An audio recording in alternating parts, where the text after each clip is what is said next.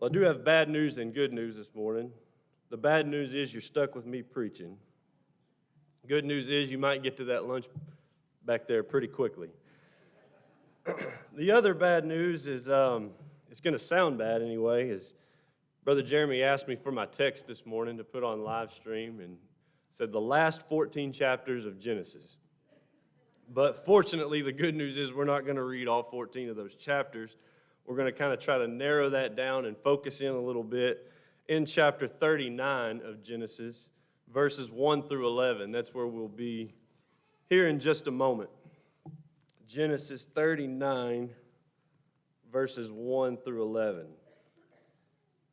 A little bit nervous this morning. I've not preached a lot to adults. Y'all are a little more intimidating in some ways than the teen, and in some ways I guess they're a little more intimidating. But I've definitely never preached a sermon quite like this, where I'm trying to summarize a whole lot into one sermon. This is probably one of those deals that should be like a series over several Sundays, and I don't want to do that. Don't get me wrong. This would be great right here this morning.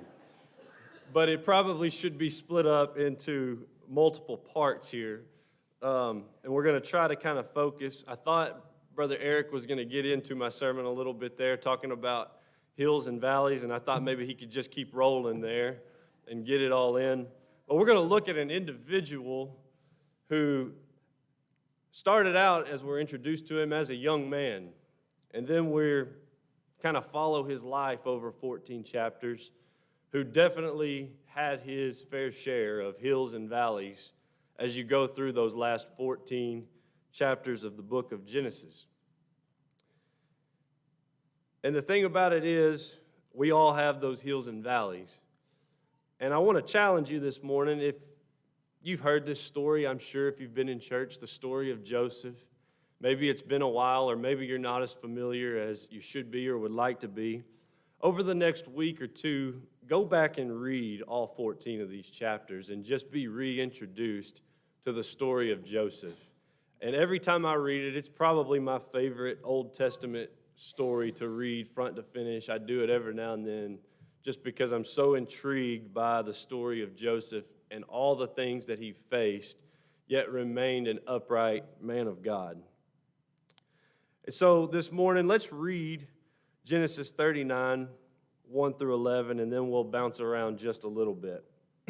Starting in verse 1. Now Joseph had been taken down to Egypt, and Potiphar, an officer of Pharaoh, captain of the guard, an Egyptian, bought him from the Ishmaelites who had taken him down there. The Lord was with Joseph, and he was a successful man, and he was in the house of his master the Egyptian. And his master saw that the Lord was with him, and that the Lord made all he did to prosper in his hand. So Joseph found favor in his sight and served him. Then he made him overseer of his house, and all that he had he put under his authority. So it was from the time that he had made him overseer of his house and all that he had, that the Lord blessed the Egyptian's house for Joseph's sake, and the blessing of the Lord was on all that he had in the house and in the field. Thus he left all that he had in Joseph's hand, and he did not know what he had except for the bread which he ate. Now Joseph was handsome in form and appearance. And it came to pass after these things that his master's wife cast longing eyes on Joseph, and she said, "Lie with me." But he refused and said to his master's wife, "Look, my master does not know what is with me in the house, and he has committed all that he has to my hand. There is no one greater in this house than I, nor has he kept back anything from me but you, because you are his wife. How then can I do this great wickedness and sin against God?" So it was, as she spoke to Joseph day by day, that he did not heed her to lie with her or to be with her. But it happened about this time when Joseph went into the house to do his work, and none of the men of the house was inside. And then the story's going to go on, and we're going to catch back up on that in just a little bit. But I want to start with a story this morning about another individual. In May of 2001, Eric Weinmeier. I don't know if any of you have ever heard that name or been familiar with it, but he accomplished something that only about 150 people per year do, and that is reach the top of Mount Everest. The thing that made Eric's achievement unusual is that he is the first blind person to succeed in scaling the tallest mountain in the world. Eric was born with a disease, and by the time he was 13, he was completely blind. But rather than focus on what he could not do, he made the choice to focus on what he could do and went much further than almost anyone ever expected.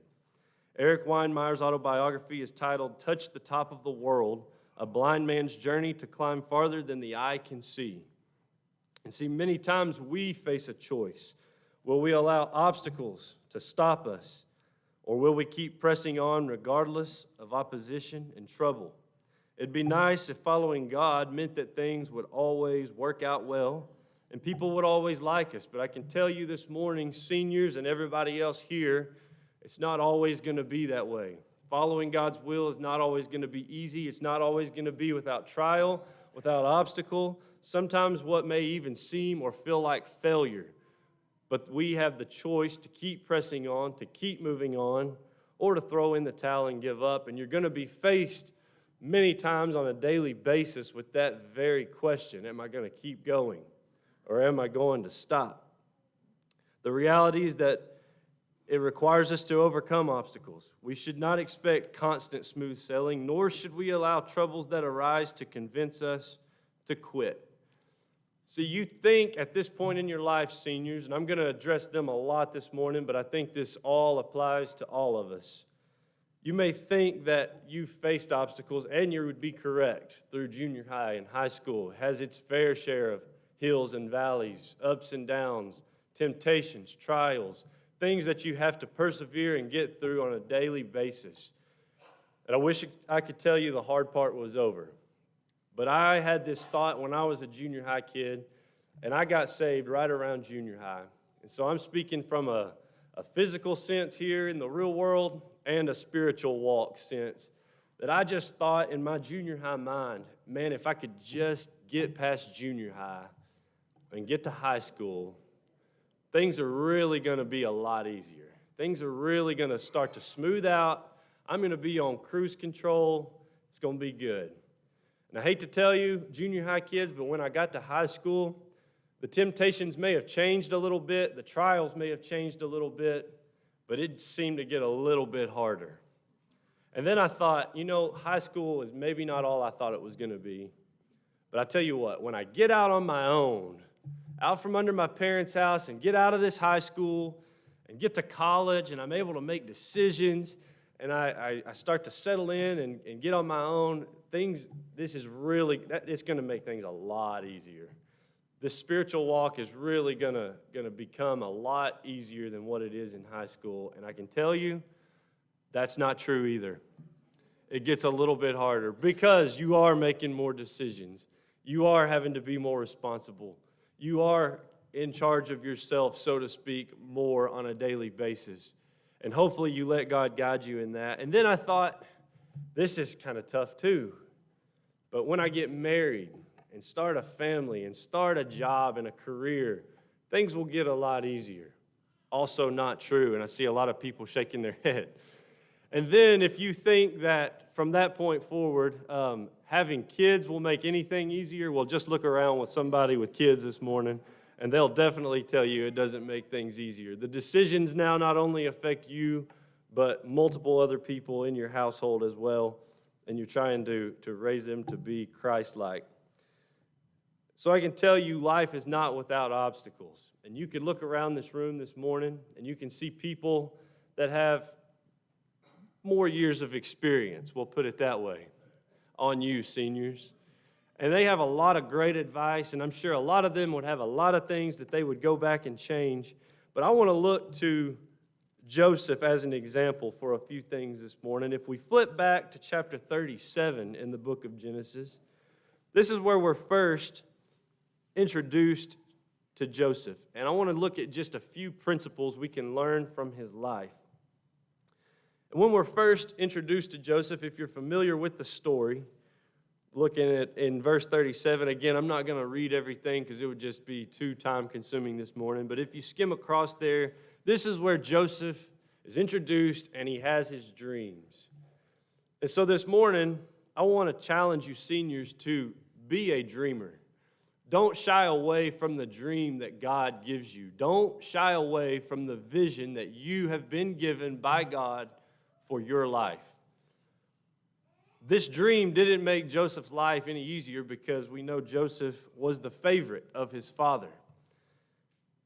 And I don't know what it's like to be the favorite or the youngest, so I had to call my brother and ask him.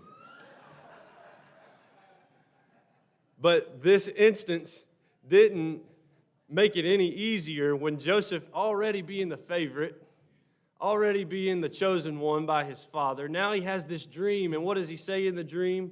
Oh, we're out in the field binding sheaves, and yeah, all your sheaves, brothers, bow down to mine. I'm sure they were real excited about that. What do you mean? But Joseph didn't shy away, even though in that moment I highly doubt Joseph realized what was in store for his life and what exactly that dream fully meant. But he had faith in God, and he didn't shy away from the dream that God gave him, and he proclaimed it to the people around him. And so I want to challenge you this morning to be a dreamer. Don't shy away from the dream that God gives you for your life, seniors. And maybe even if you're not a senior, don't shy away from the vision that God gives you. Another principle that I want to look at with Joseph is be an overachiever. No one likes an underachiever. And as a coach, I can tell you, even the achievers can get on your nerves sometimes. But those overachievers, those are the ones that you kind of gravitate to. You say, well, how do you know Joseph was an overachiever? Well, I want to look at one little detail in chapter 37 here, verses 12 through 17. And I'm going to read these verses, 12 through 17 in chapter 37. It says, his brothers went to feed their father's flock in Shechem. And Israel said to Joseph, are not your brothers feeding the flock in Shechem?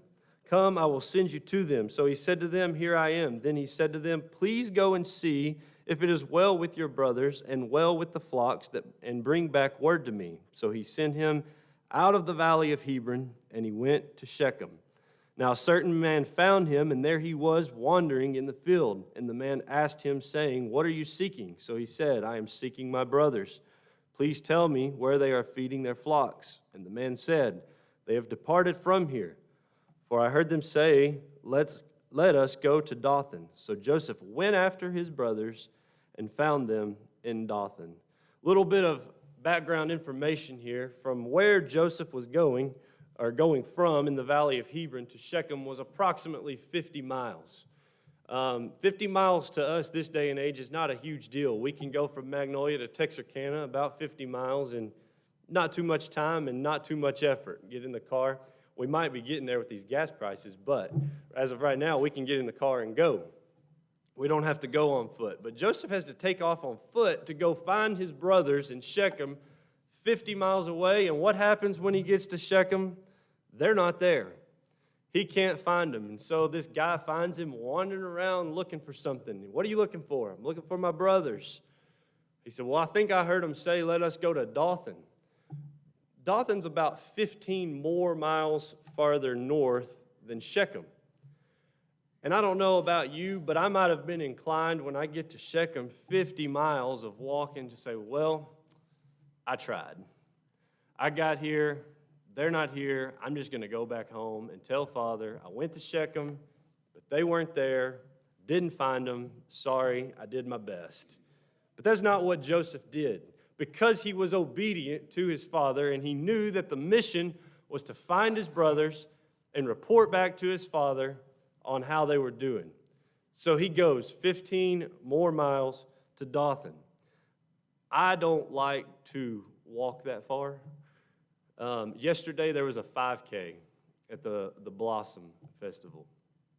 Courtney ran it. I did not. Somebody's got to watch the kids, you know what I'm saying? I took one for the team and let her run so I could watch the kids. But I said, where was y'all's start point and end point? And you've all driven the road many times there on Jackson Street from about the square up to SAU and then turn around and come all the way back almost to the square. That doesn't seem that far when you're driving. But take off walking.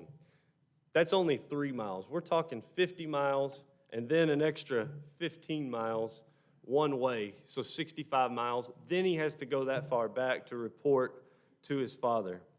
But it was because of his obedience to his father that he was an overachiever, and he did what his father had instructed him to do, and he completed the mission, and he went and found his brothers. And that's where his story starts to turn just a little bit. You think, well, he did the right thing, so I'm sure things were great for him. Things were better for him. But not necessarily, because now we're going to see Joseph's story shift, and now we get into those hills and valleys and those highs and lows. And young people, they're going to be coming even at times when you do the right thing. And it feels like, why is the bad stuff happening? Why am I being punished for doing what I was supposed to do? But the story of Joseph is going to give us insight to that. And that's what brings us to our text that we read at the beginning in chapter 39. A lot of details we're leaving out here this morning, but I want to get to the main part of the story here. It seems as if things are looking up because his brothers, at this point, once he finally finds them in Dothan, they don't like him because he was the favorite, because of his dreams, because his father had given him the special coat. They don't like him. They start conspiring to kill him, and ultimately they don't, but they sell him into slavery to the Ishmaelites that are passing by. And so even when you do the right thing, young people, sometimes people are going to conspire against you. They're not going to like you because for whatever reason, they may not like that you're a follower of Christ. They may not like that you're doing the right thing. They may not like your obedience, and they may conspire against you. But don't let that allow you to waver from doing what God has called you to do and carrying out his purpose. So after being sold into slavery, now we're at chapter 39. And maybe it seems to us as the reader that things are starting to take a positive turn because his brothers just tried to kill him. One of them did. The other said, no, let's don't do that. Let's sell him into slavery. And so here we are in chapter 39. And he had been taken down to Egypt. We've got to understand something here, that Egypt was the land of the enemy. This was not the place to go. This was not the place to be because this is in the land of their enemies. And so we think, well, that doesn't sound too good. But if we look at the next verse, here's where the good news comes in. And this is the verse that I want you to take with you today as you go forward in your life, seniors, and everybody here this morning. It says, the Lord was with Joseph. The Lord was with him. It doesn't matter where you end up in this life. It doesn't matter if life takes you into the land of your very own worst enemy. I don't know what your Egypt may be, but even in that place, even in that spot in your life, God will be with you. And it's promised over and over to us again in Scripture. One of those that I picked was Joshua 1:9. He says, have I not commanded you? Be strong and of good courage. Do not be afraid, nor be dismayed, for the Lord your God is with you wherever you go. Several verses like that where he says, I'll never leave you nor forsake you. And that's a promise that if you're a child of God this morning, that you can hold on to, just as Joseph did, that the Lord was with him. God was with him, and it says he was a successful man. And in verse 3, it says his master saw that the Lord was with him. It was so evident that God was present in Joseph's life that this enemy, the land of the enemies, Potiphar, notices that something is different about Joseph. And let me tell you, we talked about this in Sunday school this morning, but if God is with you and if you are walking with him, it's going to be evident in your life that something is just a little bit different about you. On a college campus, in a career, at your job, it is going to show up if you are walking with God, if you are committed to him, and they're going to say, that guy right there, or that young lady right there, I know they're only 19, 20 years old, but something is different. Something stands out about them. They don't act like everybody else does. They're a little bit different. And they're going to pick up on that. And it's going to give you opportunities to tell who God is and point to the glory of the Lord in your life. And that is what happens with Joseph, even in the midst of some difficult times. Verses 4 through 6, it seems if things are going well. He found grace in Potiphar's eyes. He was made overseer. All that Potiphar had was left in Joseph's hand. And you think, well, this is a great story about Joseph, but what about me? How does that apply to me? Well, here comes the rest of the story.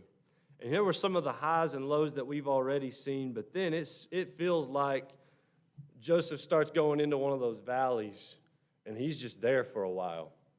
In Genesis 39, 7 through 12, he's tempted by Potiphar's wife, but does not yield.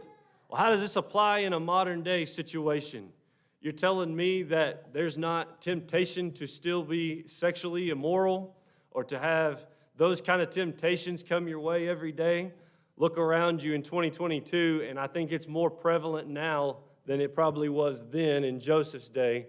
And those temptations may come your way, but if God is with you and you are walking with Him, you can stand your ground, young people, and you cannot yield to the ways of this world, and you can hold strong to God's truth and not back down. Genesis 39, 13 through 19, she accuses him of wrongdoing after he does the right thing over and over again. It says it was almost a daily thing that she was trying to entice him, and every day he didn't yield to the temptation. And so what does she do? She accuses him of the very thing she was trying to get him to do that he would not do so that he will get in trouble. So Joseph is lied on. You think you're going to go through this life and never be lied on? I hate to tell you, it's probably going to happen, especially even if you're doing what is right in God's eyes. Somebody's probably not going to like that. They're going to feel attacked by that. And you're going to be accused of something. You're going to be lied on. They're going to drag your name through the dirt in some way or another. In Genesis 39, 20 through 23, he's imprisoned because of her lies. He did everything right. He never yielded to the temptation. He gets lied on, and now the lie lands him in a prison. Jump over several verses. In Genesis 40, verse 23, you have to kind of read that whole chapter to get the context, but it says the chief butler did not remember Joseph. If you remember, while he's in prison, if you're familiar with the story, the chief butler and the chief baker have these dreams, and they don't know what they mean. So Joseph uses his God-given ability to help them interpret these dreams. And he has one request for them. When you get out and you get back to Pharaoh as the chief butler, chief baker, he says to the chief butler, don't forget about me. Tell Pharaoh what I did for you. Tell him that I helped you out. But we find out in verse 23, he was not remembered, but the chief butler forgot him. Sometimes the people that you do the favors for, sometimes the people that you help the most, sometimes you do all you can for that person and you say, if you could just do this one thing for me, and they're going to forget you. And it's going to be disappointing, and it's going to be devastating, and it's going to leave you in your valley that you're going through in life, perhaps, feeling just absolutely deserted and alone. But don't forget 39, verse 2, that the Lord was with Joseph, even when the chief butler, and it seemed as if everyone else in the world had completely and totally forgotten about him. Now maybe you're starting to see how this story is a little bit more relatable. And if it's not today, it probably will be sometime very soon. But eventually, in chapter 41, verses 9 through 13, Joseph is remembered. He gets out of prison. He's restored to power and put in charge of agriculture in the 7 good years. Because if you remember, when he gets out of prison, he comes and he interprets Pharaoh's dreams that he didn't understand. with the help of God, he's able to interpret those dreams. And so Pharaoh being so impressed by this, and Joseph saying, look, here's coming 7 great years where everything is going to be very plentiful. We're going to have an abundance of food, and everything is going to be going really, really good. But then there's going to be 7 really bad years. And he says, what you need to do is you need to have somebody in charge during those 7 good years to store up for those 7 bad years. And Pharaoh says, that's a good plan, basically. Why don't you be the man for that job? And Joseph is put in charge of all the agriculture in the land of Egypt, and he's restored to a position of power. You're starting to see this roller coaster Joseph went on. I don't think, as I said before, when he first had that dream as a young man, maybe teenager, maybe 17, 18 years old, maybe about the age of you seniors, that he could have possibly seen all of this unfolding in front of him. But everything's starting to come full circle, as we're going to see here in just a moment.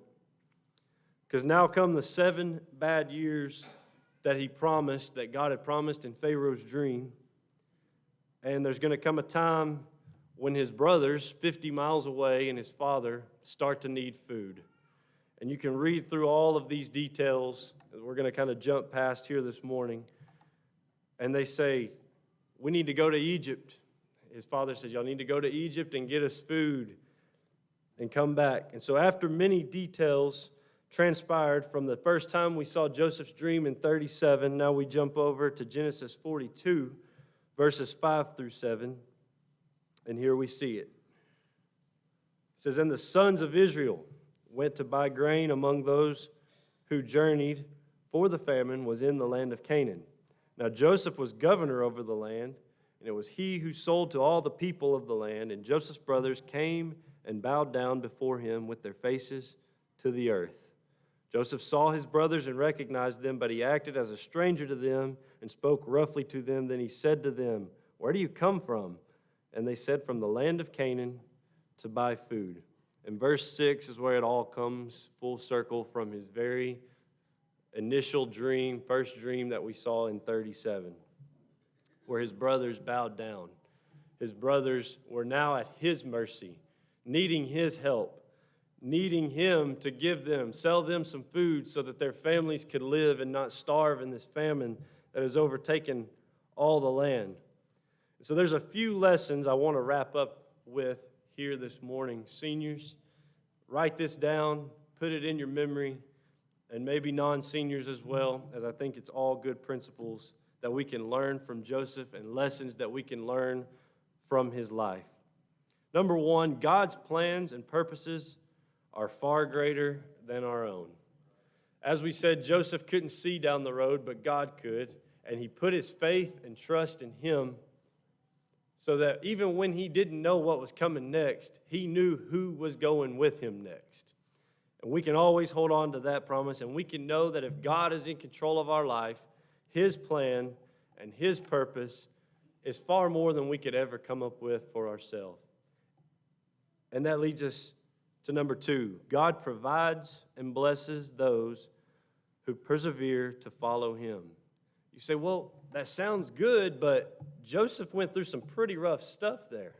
Joseph went through some pretty bad times. And it's going to feel that way, and it's going to be that way in those valleys, in those low times. And it's going to be discouraging. And you're going to wonder what good could possibly come out of that. But I think of Romans 8:28, and it says, and we know that all things work together for good to those who love God, to those who are called according to his purpose. He provides and blesses those who persevere to follow him. Even when we can't see it, he is working things together for his good. Number 3, suffering to God's people is not always bad. God can use the most painful time of our life for his good, as we just quoted with Romans 8:28 there. It feels bad, it seems bad, it's bad in the moment, but he can take that bad time, that valley and that low, and turn it into far more good than we could have ever imagined and could have ever dreamed. And he uses the most painful times in our life to work it together for His good. Remember that promise, young people and old people alike. Number 4, I love this one. There is value in self-control living in the do-whatever-you-want culture.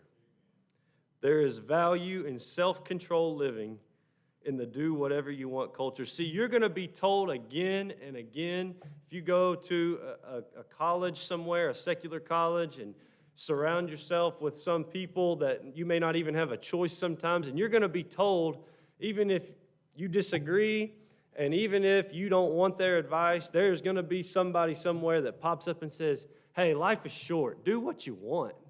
Do what makes you happy. Do what makes you feel good. Do whatever you want. Don't let some cult up there at the church tell you how to live your life. Don't let some God that you think is out there tell you how to live your life. Enjoy yourself. You're young. Live it up. You only go to college once. You're going to hear these things. I know I did, and I was at a Christian college, believe it or not. But there is value in self-control living in this do-whatever-you-want culture. And number 5, and lastly, God honors patience and perseverance in times of trouble. And sometimes, as I've said over and over, we can't see the big picture because we're just human. And we're very nearsighted people. And we can only see what's right in front of us half the time. And I'm a very impulsive kind of guy. I react in the moment a lot. And I'll get worked up over things that I shouldn't get worked up over. And I'll just react and I'll just think, oh my goodness, what are we going to do now? This is terrible. I don't know what's next. But God honors patience. I'll tell you, patience is something that's not one of my strong suits. But He works on me daily. Courtney's nodding her head back there. I don't know what that's about. But He honors patience and perseverance in times of trouble. And so I want to leave you with those 5 concepts this morning from the story of Joseph that he shows us and illustrates. And I wish there was so much more time to cover all the little details in Joseph's story. But go back and read those, and you'll see the entire picture of how God worked and how He was with Joseph. And more importantly, how He'll be with you, how He will guide you. And I think that's the best promise that I can give you this morning, seniors, is that no matter where life takes you, God will be with you. And you'll never be alone, and He will never leave you nor forsake you. And so this morning, as we close, if you'd like to come forward and pray, if you have unsettled business, you need to start that walk with God. As we have this time of invitation, I want you to make sure that you take care of business with God. Maybe you're already saved, but you say, I want to just come and pray about the future, seniors or other young people or just anybody here this morning. This is a time of response for you to respond and make whatever right with God that you need to, and to talk to Him, and He will go with you. He will never leave you nor forsake you. Brother Rick. Stand and sing number 100.